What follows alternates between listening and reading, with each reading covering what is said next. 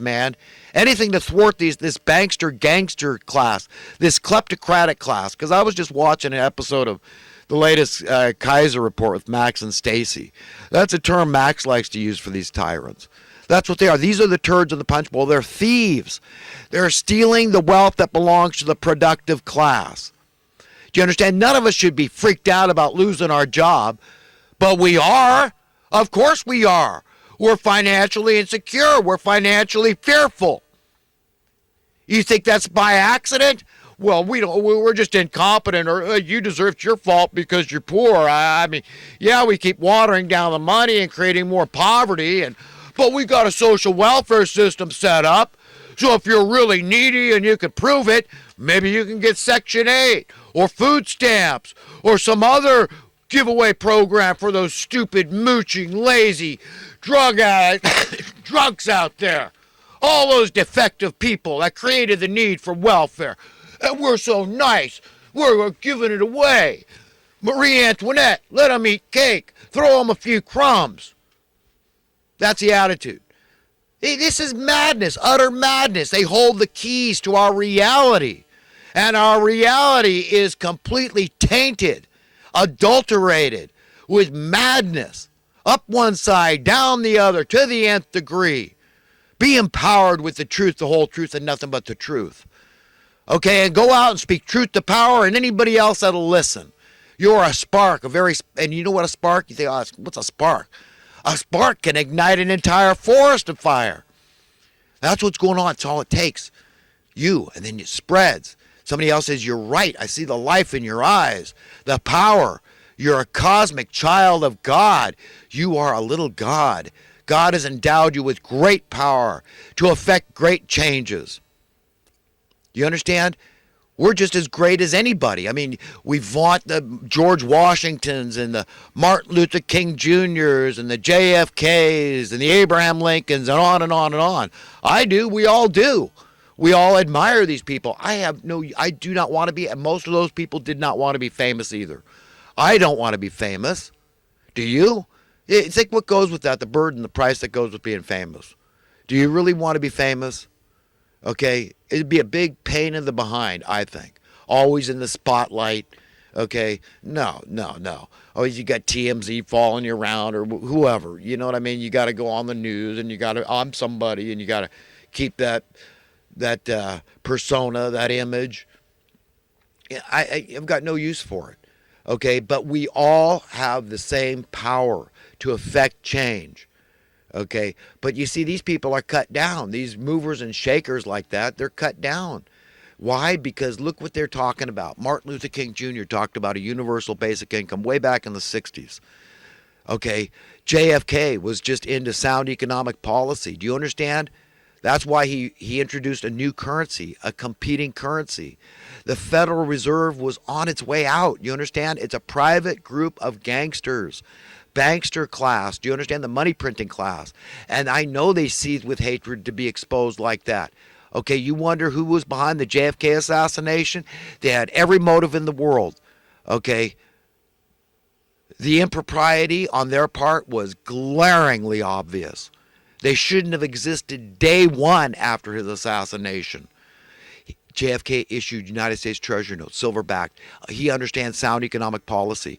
We wouldn't need any welfare. We wouldn't need $50 billion a year spent on Section 8 housing. And then they point the finger at them for the problems, and for the debt, and then the minimum wage workers, they get blamed for inflation because they want to raise. Oh, you greedy minimum wage workers. Because of the policies that come from on high. Because they debase our money. They de-worth our money.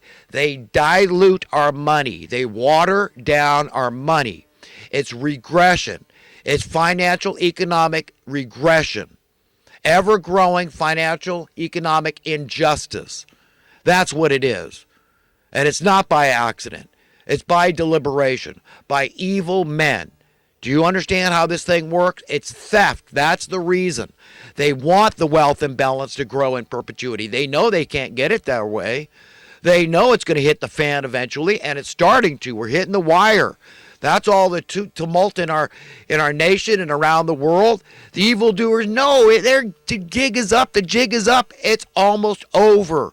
The last few grains of sand are running through their hourglass, and their hourglass has been running for an age, an entire age, the age of the money lovers, the masters of misery upon the earth, the holders of the keys that tell you must have keys. Oh, you better have money, right? You got to have money. You better be like us. We're rendering you in our image and likeness. If you're not a money lover and you don't fit in, okay, then you're a loser. You're stupid. If you haven't jumped on this bandwagon of death and destruction, you're a fool. If you can't beat us, join us. And isn't the writing on the wall? You better be evil. You better succumb. You better relinquish your conscience, you fool. Valuing your conscience, integrity, honor, reputation, your relationship with God, being a humanitarian, equality. It's fools. Fools is what they would tell you. You think they're not evil and demon-possessed? They are, and they're sworn enemies of God, just like Lucifer. They want to exalt themselves above God, more power than God. And they use money. The power of the purse is vast, wanton, satanic power, my friends. Understand what's going on. Understand how profoundly it affects every aspect of your waking moments, your life, your reality, your paradigm. The way you think, the way you speak, the way you behave. Why people engage in so many vices, the will to die, they're losing the will to live, the suicides. That's what these people induce. They induce, you see, madmen induce madness among the population. Got all these jails brimming over with criminals. I mean, and most of the crime is being committed because of financial desperation. It's costing society how much? And how much would it cost to prevent it? So much less. I'm talking facts. I'm talking statistics. No opinion. No conjecture. The way it is. And yet people say, oh, you're a bleeding heart liberal. Oh, you're a socialist. You want to give money away? Oh, my gosh. Well, if there's not enough jobs, you look at how many jobs people aren't doing, and the system's still working. People can go get food at the grocery store. All these people that are doing these non-essential jobs out there, apparently they're not needed. Apparently we don't need bumper-to-bumper traffic every morning on the LA freeway, the Bay Area freeways. Apparently we don't. That people don't need to go to their jobs in their office. They can do their same job from home. We're finding out a lot fast. And just don't forget it. Understand that we're being taken for a ride, lied to. I'm a fiscal conservative. I want to solve problems. And there are plentiful solutions. But the evil men do not want the problem solved.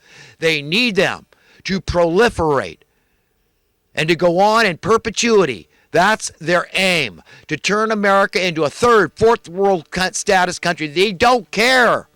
They don't care. They don't care about the homeless people dying out in the cold. They need that. How do you think they extract the exorbitant rents and mortgages? Where does the lion's share of that money go? To the bankster gangster class. Oh, housing values. Even on the local mainstream media, they're vaunting how great it is that your house value went up. How wonderful. It's an essential human need, for God's sake. God help us all. We're so stupid. Just pray to God that you're not one of those willfully stupid people. And pray to God that, you know what? Hey, don't take my word for it. Just pray to God and say, God, if I'm wrong, my opinion, my belief about this, straighten me out.